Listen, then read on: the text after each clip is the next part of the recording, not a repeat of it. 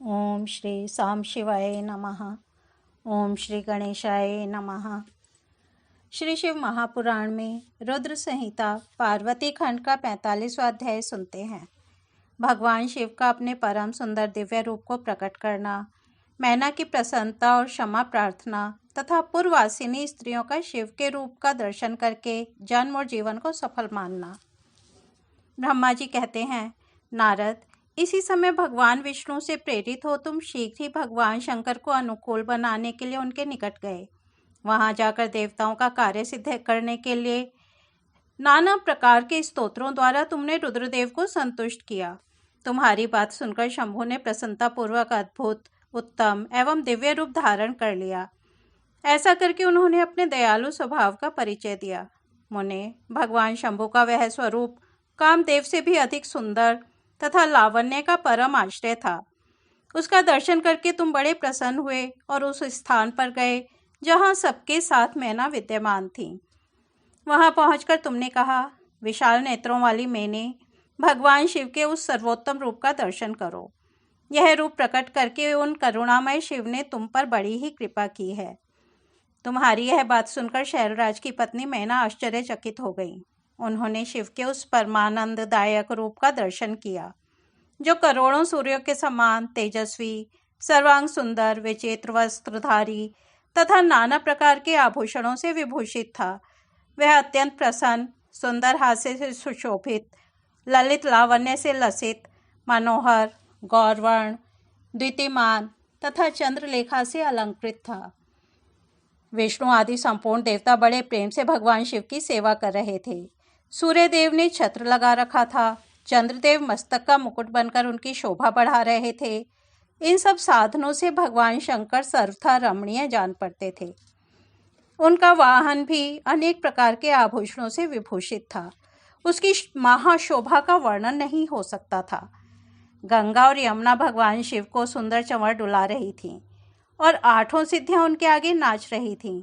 उस समय मैं, भगवान विष्णु तथा इंद्र आदि देवता अपने अपने वेश को भली भांति विभूषित करके पर्वतवासी भगवान शिव के साथ चल रहे थे। नाना रूपधारी शिव के गण खूब सज धज कर अत्यंत आनंदित हो शिव के आगे आगे चल रहे थे। सिद्ध उपदेवता, समस्त मुनि तथा अन्य सब लोग भी महान सुख का अनुभव करते हुए अत्यंत प्रसन्नतापूर्वक शिव के साथ यात्रा कर रहे थे। इस प्रकार देवता आदि सब लोग विवाह देखने के लिए उत्कंठित हो खूब सज धज कर अपनी पत्नियों के साथ परब्रह्म शिव का यशोगान करते हुए जा रहे थे। विश्वावसु आदि गंधर्व अप्सराओं के साथ हो शंकर जी के उत्तम यश का गान करते हुए उनके आगे आगे चल रहे थे। मुनिश्रेष्ठ, महेश्वर के शैलराज के द्वार पर पधारते समय इस प्रकार वहां नाना प्रकार का महान उत्सव हो रहा था। मुनीश्वर, उस समय वहां परमात्मा शिव की जैसी शोभा हो रही थी, उसका विशेष रूप से वर्णन करने में कौन समर्थ हो सकता है। उन्हें वैसे विलक्षण रूप में देखकर मैना क्षण भर के लिए चित्र लिखी सी रह गई। फिर बड़ी प्रसन्नता के साथ बोली, महेश्वर, मेरी पुत्री धन्य है जिसने बड़ा भारी तप किया और उस तप के प्रभाव से आप मेरे इस घर में पधारे। पहले जो मैंने आप शिव की अक्षम्य निंदा की है, उसे मेरी शिवा के स्वामी शिव आप क्षमा करें और इस समय पूर्णतः प्रसन्न हो जाएं। ब्रह्मा जी कहते हैं, नारद, इस प्रकार बात करके चंद्रमौली शिव की स्तुति करती हुई शैल प्रिया मैना ने उन्हें हाथ जोड़ प्रणाम किया। फिर वे लज्जित हो गईं। इतने में ही बहुत सी पूर्ववासिनी स्त्रियां भगवान शिव के दर्शन की लालसा से अनेक प्रकार के काम छोड़कर वहां आ पहुंची। जो जैसे थीं वैसे ही अस्त व्यस्त रूप में दौड़ आईं। भगवान का वह मनोहर रूप देखकर वे सब मोहित हो गईं। शिव के दर्शन से हर्ष को प्राप्त हो प्रेम पूर्ण हृदय वाली वे नारियां महेश्वर की उस मूर्ति को अपने मनोमंदिर में बिठाकर इस प्रकार बोली। पूर्ववासिनियों ने कहा, अहो, हिमवान के नगर में निवास करने वाले लोगों के नेत्र आज सफल हो गए। जिस जिस व्यक्ति ने इस दिव्य रूप का दर्शन किया है, निश्चय ही उसका जन्म सार्थक हो गया है। उसका जन्म सफल है और उसी की सारी क्रियाएं सफल हैं जिसने संपूर्ण पापों का नाश करने वाले साक्षात शिव का दर्शन किया है। पार्वती ने शिव के लिए जो तप किया है उसके द्वारा उन्होंने अपना सारा मनोरथ सिद्ध कर लिया। शिव को पति के रूप में पाकर ये शिवा धन्य और कृतकृत्य हो गईं। यदि विधाता शिवा और शिव की इस युगल जोड़ी को सानंद एक दूसरे से मिला ना देते तो उनका सारा परिश्रम निष्फल हो जाता। इस उत्तम जोड़ी को मिलाकर ब्रह्मा जी ने बहुत अच्छा कार्य किया है। इससे सबके सभी कार्य सार्थक हो गए। तपस्या के बिना मनुष्यों के लिए शंभु का दर्शन दुर्लभ है। भगवान शंकर के दर्शन मात्र से ही सब लोग कृतार्थ हो गए। जो जो सर्वेश्वर गिरिजापति शंकर का दर्शन करते हैं वे सारे पुरुष श्रेष्ठ हैं और हम सारी स्त्रियां भी धन्य हैं। ब्रह्मा जी कहते हैं, नारद, ऐसी बात कहकर उन स्त्रियों ने चंदन और अक्षत से शिव का पूजन किया और बड़े आदर से उनके ऊपर खीलों की वर्षा की। वे सब स्त्रियां मैना के साथ उत्सुक होकर खड़ी रहीं और मैना तथा गिरिराज के भूरी भाग्य की सराहना करती रहीं। मुने, स्त्रियों के मुख से वैसी शुभ बातें सुनकर विष्णु आदि सब देवताओं के साथ भगवान शिव को बड़ा हर्ष हुआ। इस तरह से 45वां अध्याय समाप्त होता है। अब हम 46वां अध्याय सुनते हैं। मैना द्वारा द्वार पर भगवान शिव का परिछन, उनके रूप को देखकर संतोष का अनुभव, अन्य युवतियों द्वारा वर की प्रशंसा, पार्वती का अंबिका पूजन के लिए बाहर निकलना तथा देवताओं और भगवान शिव का उनके सुंदर रूप को देखकर प्रसन्न होना। ब्रह्मा जी कहते हैं, नारद, तदनंतर भगवान शिव प्रसन्नचित हो अपने गणों, समस्त देवताओं तथा अन्य लोगों के साथ कौतूहल पूर्वक गिरिराज हिमवान के धाम में गए।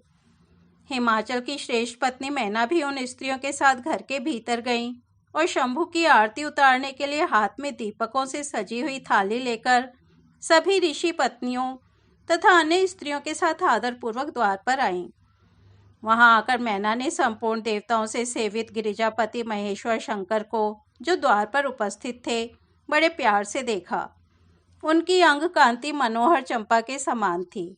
उनके एक मुख और 3 नेत्र थे। प्रसन्न मुखारविंद पर मंद मुस्कान की छटा छा रही थी। वे रत्न और सुवर्ण आदि से विभूषित थे। गले में मालती की माला पहने हुए थे। सुंदर रत्नमय मुकुट धारण करने से उनका मुखमंडल उज्ज्वल प्रभा से उद्भासित हो रहा था। कंठ में हार आदि सुंदर आभरण शोभा दे रहे थे। सुंदर कड़े और बाजूबंद उनकी भुजाओं को विभूषित कर रहे थे। अग्नि के समान निर्मल एवं अनुपम, अत्यंत सूक्ष्म, मनोहर, विचित्र एवं बहुमूल्य युगल वस्त्र से उनकी बड़ी शोभा हो रही थी।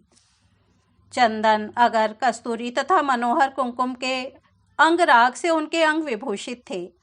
उन्होंने हाथ में रत्न में दर्पण ले रखा था और उनके दोनों नेत्र कज्जल से सुशोभित थे।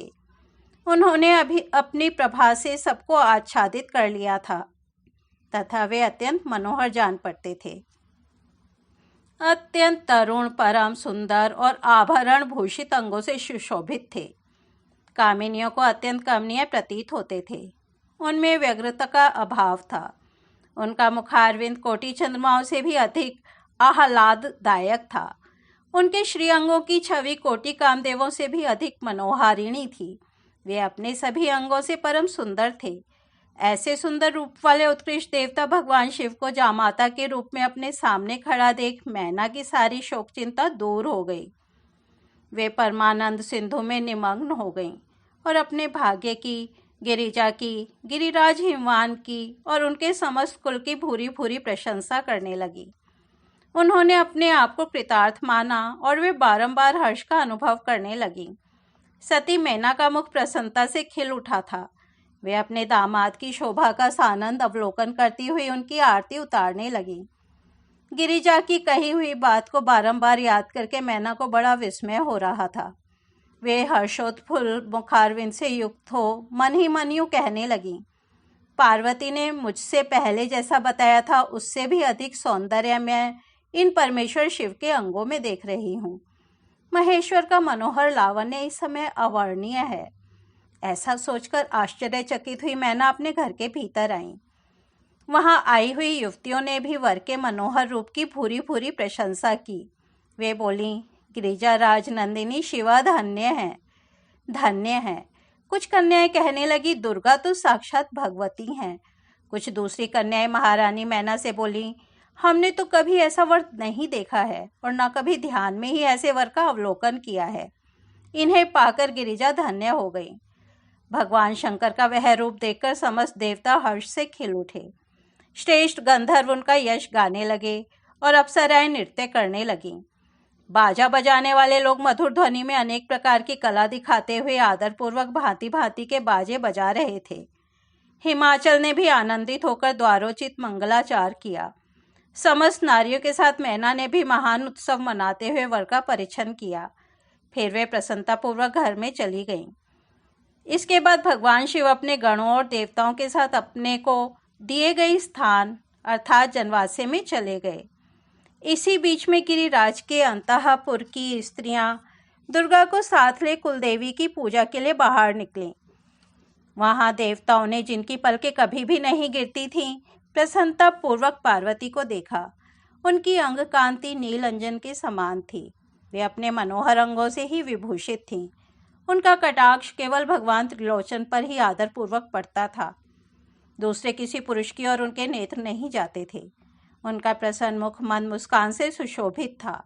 वे कटाक्षपूर्ण दृष्टि से देखती थीं और बड़ी मनोहारिणी जान पड़ती थीं। उनके केशों की चोटी बड़ी ही सुंदर थी। कपोलों पर बनी हुई मनोहर पत्रभंगी उनकी शोभा बढ़ाती थी। ललाट में कस्तूरी की बेंदी के साथ ही सिंदूर की बिंदी शोभा दे रही थी।